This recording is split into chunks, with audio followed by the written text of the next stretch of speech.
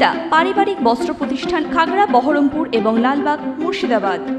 বেআইনিভাবে নাবালকদের দিয়ে শ্রম করানোর অভিযোগে বহরমপুরের ভাঁকুড়ির একটি প্লাইউড ফ্যাক্টরিতে অভিযান চালিয়ে 8 জন নাবালককে উদ্ধার করল প্রশাসন। গোপন সূত্রে খবর পেয়ে শুক্রবার দুপুরে child helpline, district child protection unit এবং বহরমপুর থানার পুলিশ যৌথভাবে ওই কারখানায় হানা দেয়। অভিযানের সময় দেখা যায় ওই ফ্যাক্টরিতে বেআইনিভাবে নাবালকদের শ্রমিক হিসেবে নিয়োগ করা হয়েছিল। তাদের দিয়ে কঠোর পরিশ্রম করানো হচ্ছিল, যা শিশুশ্রম আইন অনুযায়ী গুরুতর অপরাধ। প্রশাসনের তৎপরতায় 8 জন শিশুকে উদ্ধার করে বহরমপুরের একটি আবাসিক হোমে স্থানান্তর করা হয়। একটা বিশ্বস্ত সূত্রে আমরা একটা খবর পেয়েছিলাম যে এরকম প্লাইউড কারখানাতে ভাঁকুড়িতে, সেখানটাতে এরকমভাবে বাচ্চাদেরকে কিছু অনেক চাইল্ড লেবার সেখানে কাজ করে। তো এটা যাওয়ার পরে এটা child helpline, district child protection unit আর বহরমপুর থানার পুলিশ, তারা 3 জনে মিলে আজকে ওখানে যায়। সেখানে যাওয়ার পরে মানে 8 জনকে রিকভারি করে। আর ওখানকার যারা স্টাফ ছিল তারাই আরও 13-14 জনকে ওখানে পালাতে সাহায্য করে। এবং এই বাচ্চাগুলোকে 8 জনের মধ্যে একজন মালদার আছে, একজন উড়িষ্যার আছে, আর একজন রানীনগরের আছে, আর বাদবাকিগুলো হচ্ছে ভাঁকুড়ির। হ্যাঁ, তো তাদের স্কুলে নাম আছে কিন্তু কেউই স্কুলে যায় না, এবং সব লেবার কন্ট্রাক্টররা তাদেরকে সাপ্লাই করে। এবং এটা কিন্তু কখনোই উচিত না, বাচ্চারা মানে স্কুলের বাইরে থেকে এরকমভাবে চাইল্ড লেবারের মতো মানে কাজে নিযুক্ত হওয়া, সেটা আমাদের বিশেষ করে আমাদের যে juvenile justice care and protection of children act অনুযায়ী এটা প্রচণ্ডই বিরোধিতা। মানে একটা বাচ্চাকে তার সমস্ত শৈশবটাকে নষ্ট করে এইরকমভাবে তাদের কাজে নিয়োগ করা, এটা আমরা প্রচণ্ডভাবে বিরোধিতা করি এবং আমাদের এই ধরনের অভিযান চলতেই থাকে।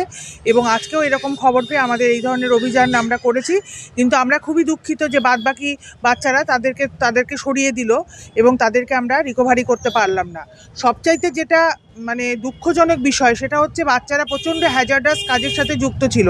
এই প্লাইবোর্ডে বাচ্চারা আঠা লাগাচ্ছিল এবং এই আঠার মধ্যে মানে 2-3 সেকেন্ডও কোনো বড় মানুষও থাকতে পারে না, এত তার গন্ধ।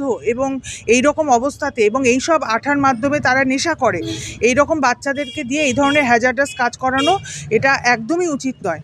তো সেই ধরনের বহরমপুরে এই ভাঁকুড়ির মতো জায়গাতে এইরকম যে কাজ করানো হচ্ছিল, সেটা আমরা প্রশাসনের পক্ষ থেকে আমরা চরমভাবে বিরোধিতা করছি এবং আমরা এই ব্যাপারে নিশ্চয়ই কর্তৃপক্ষ মানে অবশ্যই একটা ব্যবস্থা গ্রহণ করবে, এই আমি আশা রাখছি।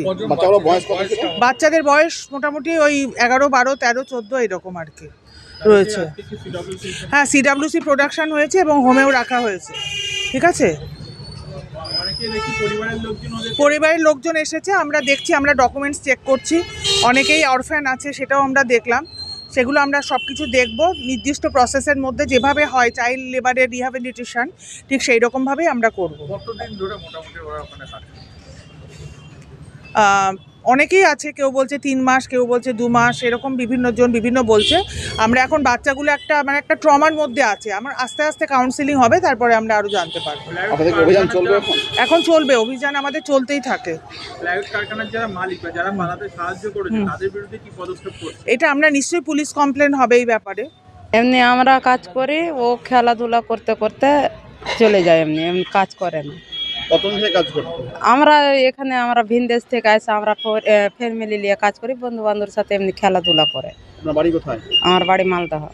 কতদিন থেকে কাজ করে? আমি 1 বছর থেকে এখানে কাজ করি। আপনার ছেলে? না, আমার ছেলে কাজ করে না, আমার ছেলে এমনি ঘোরাফেরা। এক ছেলে, আমাদের খুব কষ্ট হয়। না, এই যে বাচ্চা ছেলেদেরকে যা কারখানায় লাগিয়েছেন আপনারা, দেখেন মেলা দিন কাজ করেনি আমার ছেলে, এখন তো করছিল।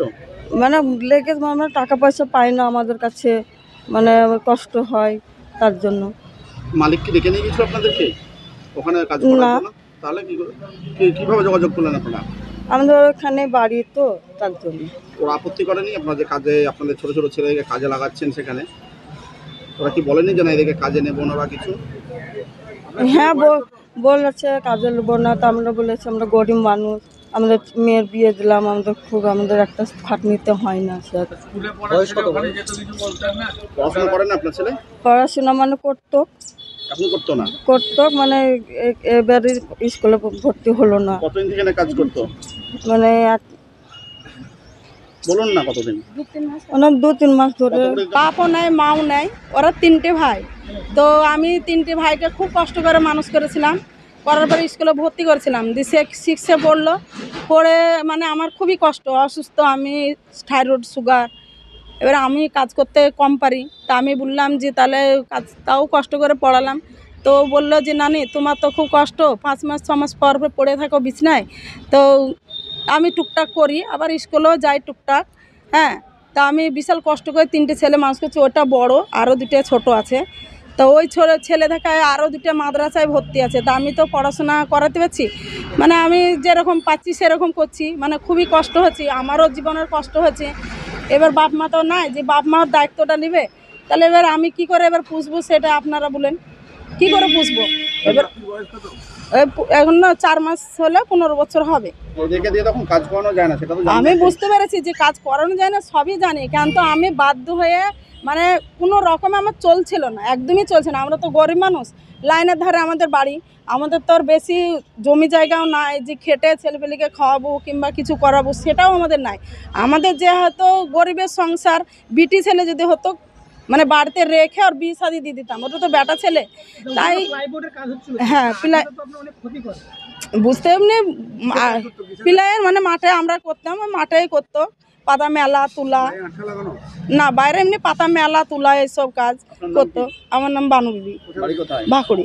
কোথায় কাজ করতে হবে? ওই প্লাইবোর্ডে। ওয়েস্টার্ন আউটফিট, ফ্যান্সি চুড়িদার, শাড়িতে রকমারি রঙের সমাহার, ফ্যাশনে এসেছে আজ নতুন সুনিতা, সুনিতা তোমার আমার, আজ পুজোর হাওয়া, নতুন চাওয়া, পোশাকের এই আমিরায়, সুনিতা মন ছুঁয়ে যায়, সুনিতা, সুনিতা, সুনিতা সবার। সুনিতা 309 নেতাজি রোড, খাগড়া, বহরমপুর, মুর্শিদাবাদ।